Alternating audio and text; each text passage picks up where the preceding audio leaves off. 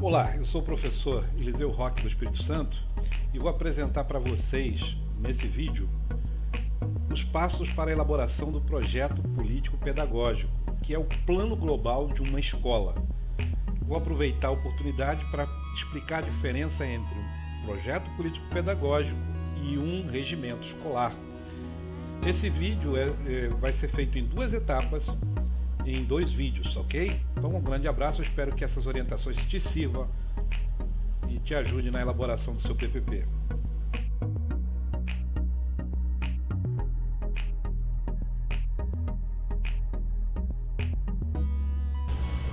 Então nós vamos agora começar a nossa aula sobre projeto político pedagógico, né? Esse é o tema.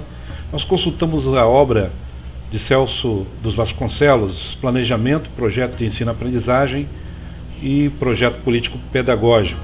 Essa obra é uma obra muito conhecida e muito consultada quando se trata de planejamento, né? Então nós vamos começar aqui com o assunto dos obstáculos para o planejamento, ou seja, nós temos, não é tão óbvio planejar no Brasil, né, quando a gente fala. Então temos aqui algumas desculpas que são verdadeiros obstáculos para o planejamento. Então nós temos aqui, deixa eu marcar aqui então, não temos tempo. Vou começar com esse aqui, né, que é talvez uma das desculpas mais comuns usada pelos professores, pela equipe gestora da escola. Não temos tempo para planejar. O outro obstáculo é que muitas vezes os planos são entregues e engavetados. Esse é um problema sério.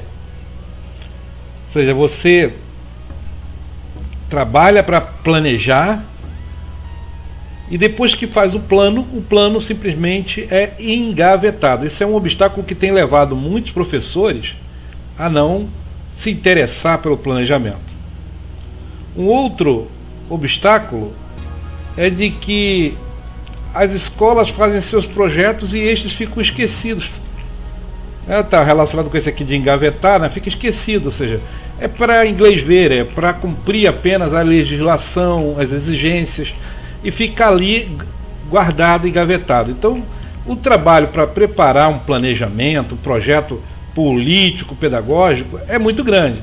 Aí o professor depois vê, por exemplo, que é engavetado e que é esquecido, então simplesmente desistem. Outro obstáculo que eu queria colocar aqui, que está associado a essa questão de não tenho tempo, é a descrença no planejamento. Há um grupo de pessoas que não acreditam de que planejar é importante, que planejar é necessário. Então olhe bem, fique atento para esses obstáculos aqui, hein? Planos são entregues engavetados, os projetos ficam esquecidos na escola, alguns dizem não ter tempo, outros simplesmente não acreditam que vale a pena planejar. Bom, então vamos lá falar um pouquinho sobre planejamento, né? Antes de chegar diretamente no que nós queremos tratar hoje, que é a questão do projeto político pedagógico.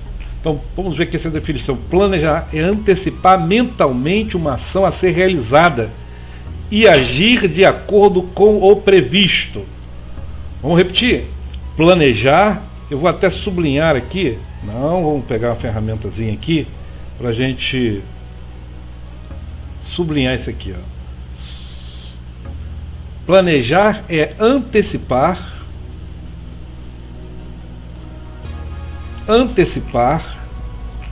mentalmente uma ação a ser realizada e agir de acordo com o previsto. Então, olhe bem, primeiro, antecipar, vou botar em verde aqui para diferenciar, né? Vou marcar aqui, ó, antecipar uma ação a ser realizada e agir de acordo com o previsto, né? Vamos deixar só apenas essa ênfase aqui em antecipar uma ação. Então, quer dizer, planejar é isso, é antecipadamente, antecipar mentalmente uma ação a ser realizada e agir de acordo com o previsto. Claro, tem que agir de acordo com o previsto. Bom, vejamos aqui. Uma frase importante citada por Vasconcelos é de que existem várias formas de suicídio. Uma delas é nos metermos no trabalho feito loucos e não pararmos para pensar. Ora, a gente sabe muito bem que escola é realmente um Deus nos acuda. A escola é trabalho direto. Então é possível que você se entregue loucamente à atividade e não dedique tempo para pensar o seu trabalho. Isso aqui, como diz ele aqui, é suicídio. Vou marcar aqui. Suicídio. Muito bem. Então, vamos lá. O que é planejar? Planejar é antecipar mentalmente uma ação a ser realizada e agir de acordo com o previsto. Tá? E trabalhar feito louco, sem parar para pensar, é suicídio. Bom, quando a gente fala de planejamento, a gente tem que associar aqui ação e ideia, né? A ideia está relacionada aqui a ação com uma ideia. Planejar é isso. Você relaciona uma ação com uma ideia, ou vice-versa. Você pode colocar para cá a ideia com a ação, já que é antecipar. E outra coisa importante quando a gente pensa no planejamento é que você tem que ter, você constrói uma relação no planejamento do real com o ideal. A gente pode até fazer aqui uma inversão também, ó, colocar o real para cá, o ideal para cá.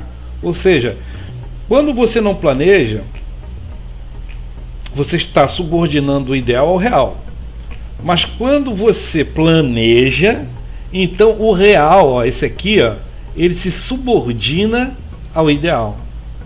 Tá? Por isso que quando a gente vai fazer um planejamento, planejamento aqui em cima, estou falando aqui, ó, quando a gente vai planejar, a gente leva em conta, primeiro a gente pensa no ideal e depois relaciona com o real, ou seja, o real se submete ao ideal e não o inverso, e não o ideal ao real. Então tá, isso é importante aqui. Por isso a gente começa o projeto político pedagógico pelo marco referencial, onde a gente procura ver o ideal, depois vai para o diagnóstico e depois vai para a programação. Ok? Muito bem. Então nós vamos avançando aqui.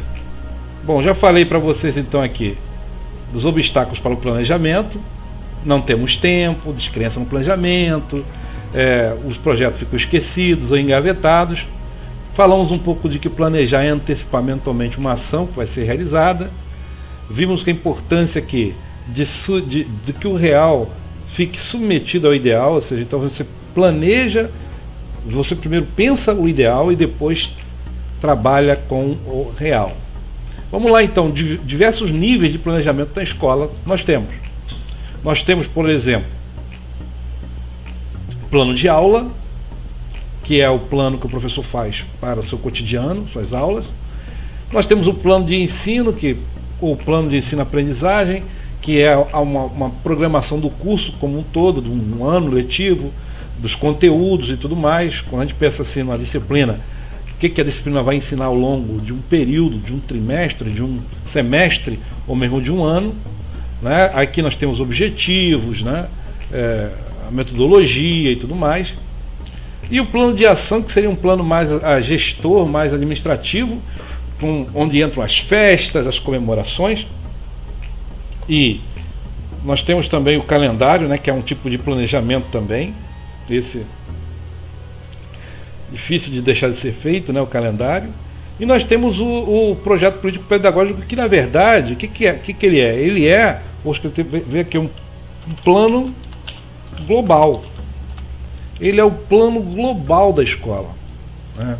Então o projeto político pedagógico, ele é o plano geral, global, que engloba tudo na escola. Quando eu falo tudo, eu digo o quê? Eu digo a parte administrativa, vou botar aqui, a parte pedagógica,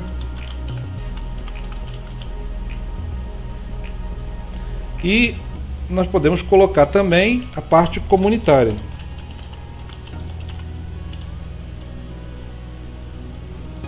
Parte comunitária. Então nós temos, vou marcar aqui de vermelho, nós temos todas essas dimensões, né, ou áreas que o projeto político-pedagógico vai englobar, né? Enquanto que o plano de aula, né, está só focado na parte pedagógica, o plano de ensino também na parte pedagógica, o plano de ação mais na parte administrativa, um pouco da pedagógica pode ser, o calendário também, o projeto político-pedagógico vai ser um plano global que vai envolver todas essas áreas. Bom, é bom eu aproveitar esse momento aqui para falar para vocês a diferença entre projeto político-pedagógico e regimento escolar. O regimento escolar é obrigatório, inclusive é um documento que resguarda a escola em muitas situações, né? Então, qual a diferença entre projeto político-pedagógico? A gente falou agora anteriormente que o projeto político-pedagógico envolve a dimensão pedagógica comunitária e administrativa, e que é um plano global. Então, o que é o regimento escolar? O regimento escolar ele vai trabalhar com a questão de disciplina, horários, normas e regras, duração, funcionamento dos órgãos colegiados, duração dos níveis de ensino, currículo, frequência, verificação do rendimento escolar e etc. Ou seja, o rendimento escolar abarca tudo isso. Eu vou dar um exemplo para vocês aqui, vou botar aqui, né, setinha para chamar a atenção de vocês. Currículo. Bom, vou mostrar para vocês aqui um exemplo de um regimento escolar aqui, São Paulo. Olha só, isso aqui é um modelo de regimento escolar. Pelo índice ou pelo sumário, né, a gente pode ver aqui a identificação dos objetivos dos cursos, níveis, modalidade de ensino, dos turnos, da carga horária, dos currículos, dos projetos especiais, dos direitos e deveres da direção, do corpo docente, dos funcionários, tipo a Constituição, né? Que normatiza a escola, dos direitos e deveres dos pais e responsáveis, dos direitos dos alunos, deveres, responsabilidades, sanções, proibições, organização técnica, administrativa e pedagógica, plano de gestão da escola do ensino, matrícula, avaliação dos alunos, promoção e retenção e recuperação dos alunos, frequência, expedição de documento escolar. Então você vê que é uma parte bem de regulamentação, né? Bem de regulamentação o regimento escolar, enquanto que o projeto político-pedagógico, por ser um documento global, é muito mais, digamos assim, de doutrinário, de orientações, de princípios gerais, do que exatamente um instrumento regulatório como é o regimento escolar, né? O regimento escolar. Bom, daqui a pouco a gente chega lá, né? Para poder... Bom, aqui então vamos direto ao projeto político-pedagógico. O projeto político-pedagógico ele tem 3 grandes partes, que é o marco referencial, o diagnóstico e a programação. O marco referencial, eu vou botar aqui, esse marco referencial, que é a parte, digamos assim, mais duradoura do projeto, assim, porque enquanto que o diagnóstico é feito anualmente, que é atualizado, a programação também é anual, o marco referencial, que é a parte, digamos assim, mais filosófica, conceitual do projeto, ele tem uma durabilidade de 3, 4 até 5 anos. Esse marco referencial ele vai ser dividido em marco situacional, filosófico e operativo. Vou marcar aqui operativo, filosófico, referencial, situacional. Bom, cada um desses marcos aqui, eles vão estar associados a essas 3 dimensões sempre aqui, ó. Dimensão pedagógica, dimensão administrativa, deixa eu passar para cá, e dimensão comunitária. Esses essas três dimensões aqui, elas serão, digamos assim, uma referência para a gente trabalhar tudo isso aqui, tanto no diagnóstico, tanto na programação, quanto no marco referencial. Então, essa parte aqui, vou botar até para destacar para vocês aqui.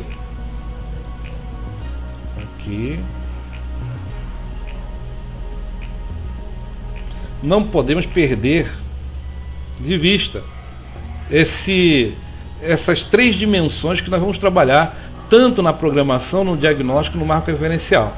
Bom, vamos para o marco referencial. O marco referencial, a gente vai cada parte dele vai trabalhar uma dessas três áreas aqui, ó. O marco situacional, onde estamos? Nós queremos saber onde nós estamos, certo? Onde nós estamos? Qual a realidade do mundo? Qual a realidade do país? Qual a realidade do estado onde estamos, da cidade onde estamos, né?